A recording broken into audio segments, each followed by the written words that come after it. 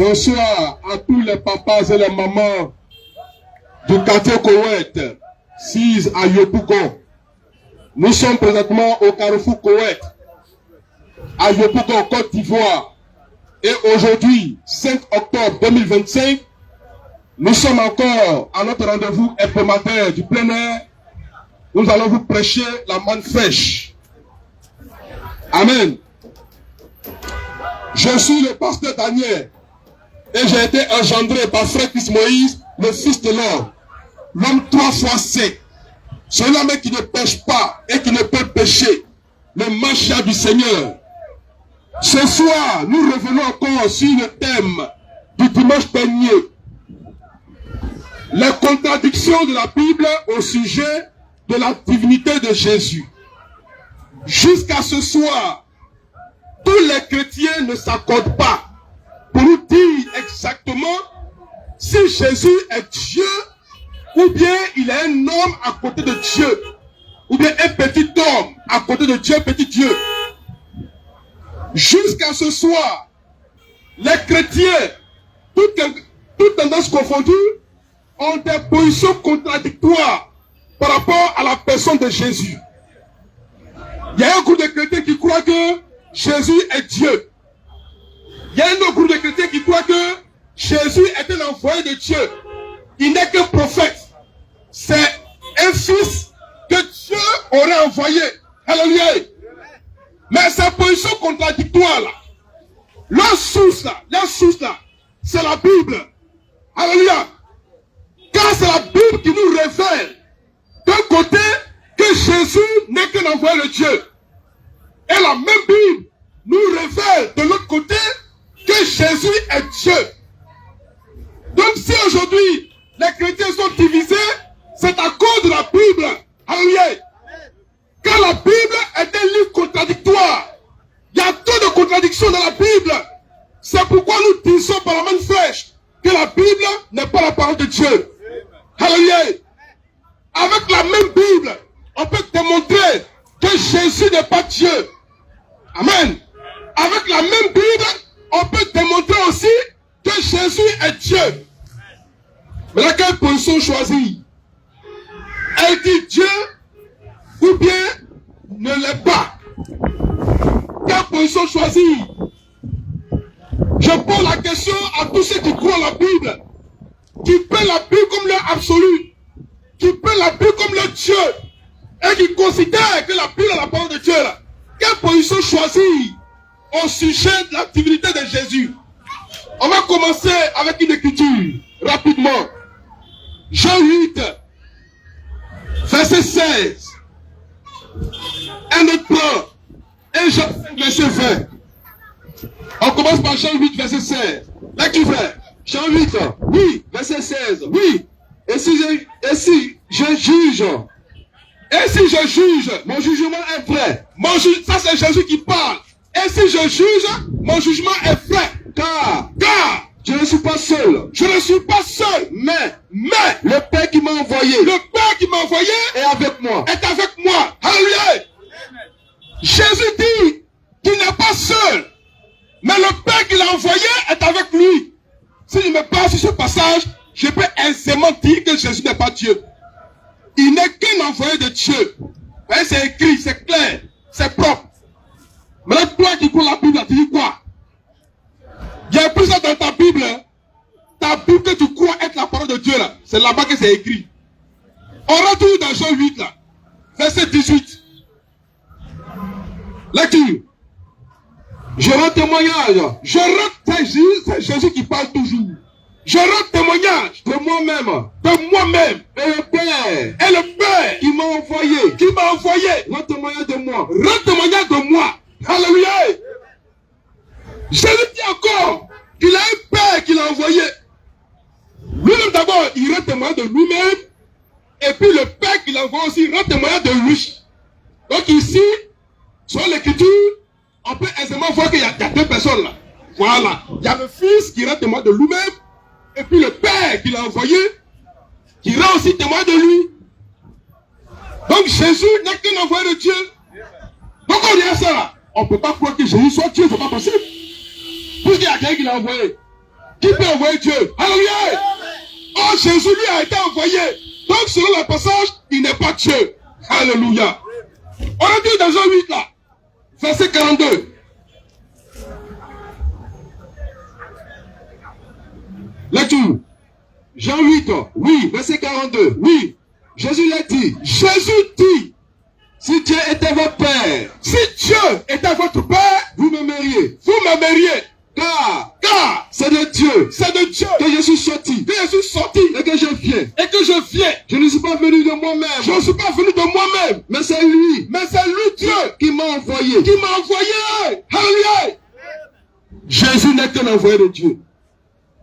Et il reconnaît que c'est Dieu qui l'a envoyé. Donc, tu me parles sur ces passages-là, je peux dire sans embâche que Jésus n'est pas Dieu, mais c'est un envoyé de Dieu, c'est un serviteur de Dieu, c'est un prophète que Dieu a envoyé. Amen. Et c'est sur ces passages-là, ne vous l'abusez pas les enfants là. Les enfants irrespectueux comme ça. Donc, si je me base sur ces passages, je peux aisément dire que Jésus n'est pas Dieu. Et c'est écrit dans vos Bibles dans lesquelles vous croyez. Tu crois que Jésus est la parole de Dieu, non? Tu crois que la Bible est la parole de Dieu? C'est pas ça? C'est la Bible qui te dit. Toi qui crois que Jésus est Dieu là, la Bible te dit que Jésus n'est qu'un envoyé de Dieu. Et que Dieu n'a fait que l'envoyer. Donc selon le passage de Jean 8 qu'on vient de lire, Jésus n'est pas Dieu. Il n'est qu'un envoyé de Dieu. Donc vous qui croyez que Jésus est Dieu là, vous êtes des faussaires selon ce passage, ces passages-là. Alléluia. Maintenant, on peut démontrer avec la même Bible que Jésus est Dieu. On prend 1 Jean 5, verset 20. 1 Jean 5, verset 20. Oui. Nous savons aussi, oui, que le Fils de Dieu est venu. Que le Fils de Dieu est venu. Et qu'il nous a donné l'intelligence. Oui. Pour connaître le véritable. Oui. Et nous sommes dans le véritable. Oui. À son Fils Jésus-Christ. Autrement dit, c'est le Fils là qui est le véritable. Continue. C'est lui qui est le Dieu véritable. C'est le Fils là qui est le Dieu véritable. Et la vie éternelle. Et la vie éternelle. Alléluia. Amen. La même Bible ici dans Jean 1, Jean 5, verset 20, nous dit que le Fils là, il est Dieu. Et c'est lui le vrai Dieu. Alléluia. Mais, messieurs, vous qui croyez à la Bible, qu'est-ce qu'on fait? Alléluia. Quand la Bible a des écritures contradictoires au sujet de la divinité de Jésus, on fait quoi? Est-ce que Jésus est vraiment Dieu? Ou bien Jésus n'est qu'un envoyé de Dieu? Il n'est qu'un fils de Dieu envoyé. Qu'est-ce qu'on fait? Parce que la même Bible a les deux versions. On fait quoi maintenant? On continue. Apocalypse 1, verset 8. Apocalypse 1, verset 8. Apocalypse 1, Oui, verset 8. oui. Je suis l'alpha. C'est Jésus qui parle. Quand il s'est révélé à Jean, l'apôtre Jean sur l'île de Patmos. Voyez ce qu'il va dire. Oui, Je suis l'alpha. il dit je suis l'alpha Et l'oméga. et l'oméga. Dit le Seigneur Dieu. Dit le Seigneur Dieu. Celui qui est. Celui qui est, Qui était. qui était Et qui vient. et qui vient. Le Tout-Puissant. Le Tout-Puissant. Jésus ici se révèle en tant que le Tout-Puissant. Jésus glorifié, il se révèle en tant que le Tout-Puissant. Autrement dit, il est Dieu Tout-Puissant. Amen. Amen. Dans selon Apocalypse 1, verset 8, Jésus est Dieu. Il n'y a même pas de doute là-dessus. Il est l'alpha et l'oméga. Oh, c'est Dieu seul qui est l'alpha et l'oméga. Amen. Il dit qu'il est le Tout-Puissant. C'est Dieu seul qui est Tout-Puissant. Il n'y a pas deux dieux Tout-Puissants. Il n'y a qu'un seul Dieu qui est Tout-Puissant. Et c'est Jésus. Amen. Donc, avec la Bible, on peut démontrer que Jésus est Dieu. Avec la même Bible, on peut démontrer que Jésus n'est pas Dieu. Et comme la Bible a des positions contradictoires, ça divise les chrétiens. Les chrétiens, ça peut se mettre. Il y en a qui croient que Jésus est Dieu. Il y en a qui disent non, on croit que Jésus est le Messie. Il est le Christ, mais il n'est pas le grand Dieu, le créateur qui a tout créé. Il a son Père, Dieu, un grand barbu, avec une barbe blanche longue, comme pour Papa Noël. Voilà. Et son fils qui est jeune, auprès de lui, qui a une barbe noire. Lui aussi, il est là, c'est le fils, avec les cheveux bien peignés, bien lisses, beau gosse, sans bouton. Lui, il est à côté du père qu'il a envoyé. Et puis, il y en a qui ont imaginé une troisième personne. Mais lui, il est sous forme de vin ou bien colombe. Lui, il est à côté, c'est le troisième. Colombe, c'est le plus jeune dans les trois divinités. Amen. Chers chrétiens, vous qui croyez la Bible, qu'est-ce qu'on fait? On a lu des passages qui montrent que Jésus n'est qu'un envoyé de Dieu. On a aussi lu des passages qui montrent que Jésus est le Dieu tout-puissant, le Créateur. Quelle position choisir? Entre les deux positions publiques, on peut quoi? Ou bien on doit avoir une foi hybride. On doit croire à la fois que Jésus n'est pas Dieu et croire en même temps que Jésus est Dieu. Puisque tout est écrit dans la Bible. Si c'est ça aussi, on a deux fois. Oh, il n'y a qu'une seule foi. Alléluia. Il n'y en a pas deux. Ou tu crois que Jésus est Dieu, ou tu crois que Jésus n'est pas Dieu. Mais si tu prends une position, il y a un problème. Parce que ta Bible que tu considères comme étant la parole de Dieu là, dans aussi le contraire.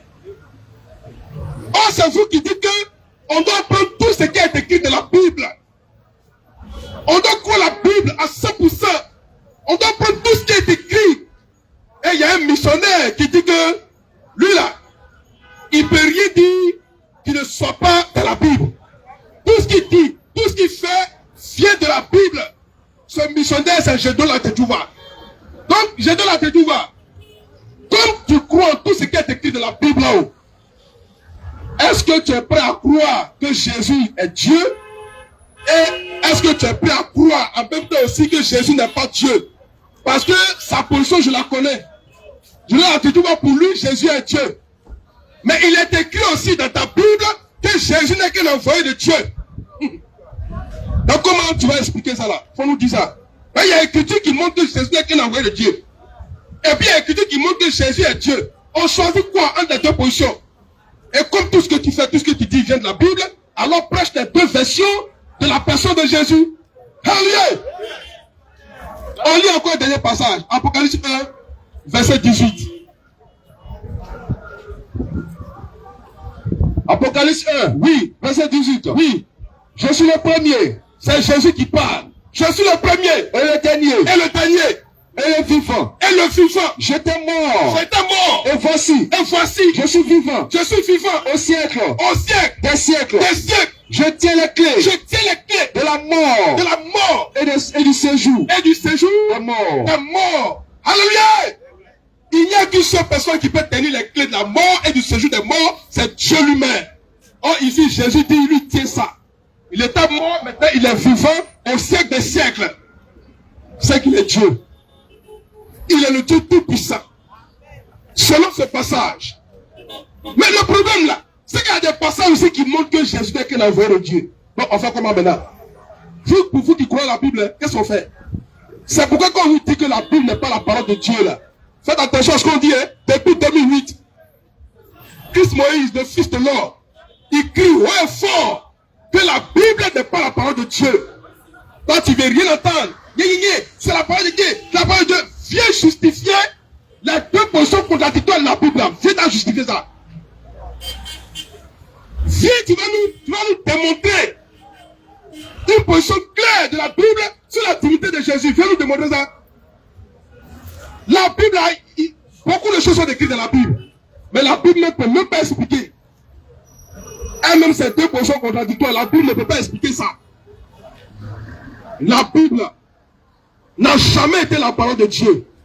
La Bible ne sera jamais la parole de Dieu. Et la Bible n'est pas la parole de Dieu. Dans la Bible, il y a un mensonge dans la Bible. Dans la Bible, il y a aussi d'une part ce qui est fait.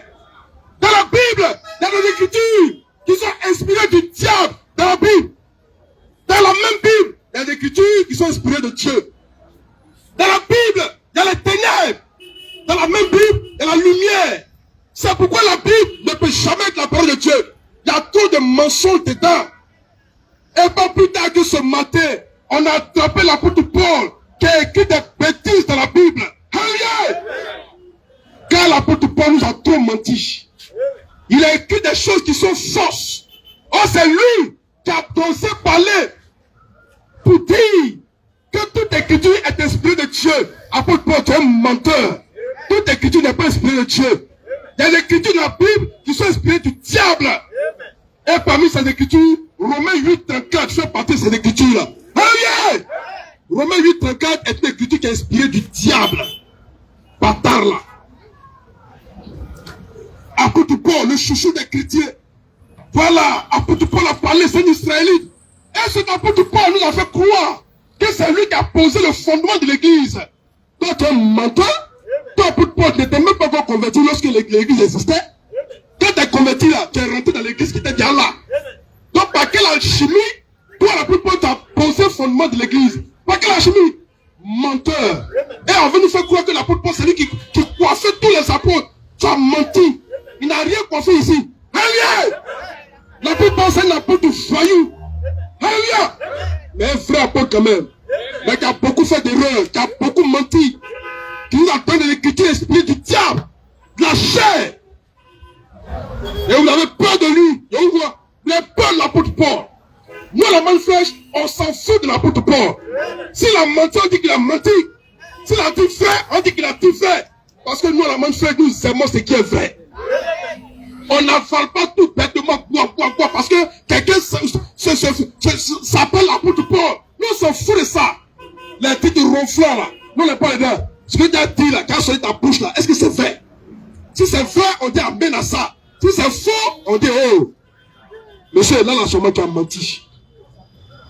Et l'apôtre Paul nous a tout menti. Faites attention à la Bible. Ne croyez pas en elle à 100%. Faites attention à la Bible. C'est un livre dangereux. La Bible n'est pas la parole de Dieu. La Bible même là n'existe pas dans la Bible. Le mot Bible même n'existe pas dans la Bible. Ça veut dire que ça n'a jamais été un message que Dieu nous a envoyé. Jamais. Et Bible en grec, c'est dit ta Biblia. Ça veut dire bibliothèque. Ça ne veut pas dire parole de Dieu. Donc faites attention à ce livre dangereux. Que Dieu vous bénisse abondamment. Que Dieu vous bénisse abondamment. Ça n'a pas de question. On sera dimanche prochain. À partir de 17h, si Dieu le veut.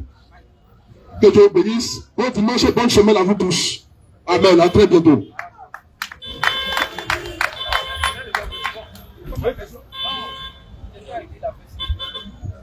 Question.